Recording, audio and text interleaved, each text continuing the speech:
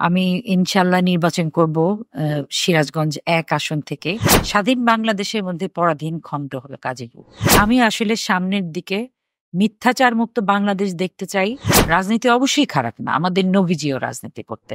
Politics আবার village politics. আমি ইনশাল্লাহ শিগগিরই যাচ্ছি। আমার ইয়ে আমার পক্ষে যতটুকু সম্ভব শীতবস্ত্র নিয়ে আমি শিগগিরই যাচ্ছি গাজীপুরে। আমি ইনশাল্লাহ নির্বাচন করব সিরাজগঞ্জ ১ আসন থেকে। তো আমার কর্মীরা যারা নেতাকর্মীরা আছে তারা ঢাকার বাসাতেও তারা আসছেন, তাদের সাথে মত বিনিময় হচ্ছে। আমার বগুড়ার বাড়িতে তারা আসছেন, তাদের সাথে মত বিনিময় হচ্ছে। তো আম গাজীপুরে এই ১ম যাচ্ছি।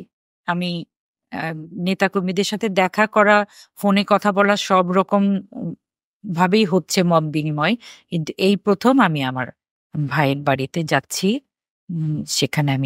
সেখানে থেকে বা যেকোনোভাবে আমি ১৭টা ইউনিয়নেই আমার শীতবস্ত্র পৌঁছে দিব তাদের কাছে, যারা একদম নিবিড়ভাবে দরিদ্র। নমিনেশন প্রার্থী তো অনেক মানুষই থাকে। তো তারা ওখানে থেকে তারা মনে করছেন যে গাজীপুরটা তাদের এই অভ্যাসটা আসলে নাসিম সাহেব তৈরি করে দিয়ে গেছেন। আমি যখন নির্বাচন করতে গেছি ১৮ সালে, তখন আমি একটা জিনিস আমি খুব অনুভব করেছি যে স্বাধীন বাংলাদেশের মধ্যে পরাধীন খণ্ড হলো গাজীপুর। মানে গাজীপুর একটা খুবই পরাধীন একটা ভূখণ্ড। আমি আমার ইচ্ছা নিয়ে আমি রাজনীতি করার জন্য, নমিনেশন নেওয়ার জন্য, ইলেকশন করার জন্য আমি ঘুরবো। আমাকে কে বাধা দিবে? বাধা আসলেই কি আর আমি শুনতেছি নাকি? বাধা তো আসবেই। ভালো কাজে বাধা আসবে। বাধা অতিক্রম করাই আমার কাজ। আমি আসলে সামনের দিকে মিথ্যাচার মুক্ত বাংলাদেশ দেখতে চাই। আর আরেকটা কথা হলো, একজন শিল্পী মানুষের জায়গা থেকে রাজনীতি অনেক কঠিন। মানুষ বলে রাজনীতি খারাপ। আমি খারাপ শব্দটা বলব না। রাজনীতি অবশ্যই খারাপ না। আমাদের নবীজিও রাজনীতি করতে।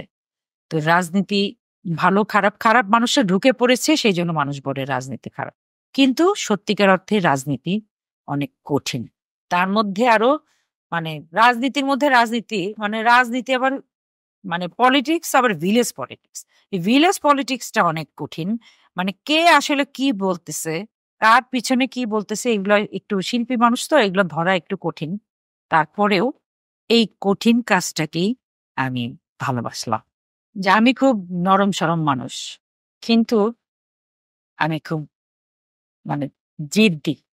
আমাকে যত প্রতিরোধ করা হবে, যত আটকানোর চেষ্টা করা হবে, তত আমার পরিকল্পনা, আমার সমস্ত কিছু আরো বেড়ে যাবে।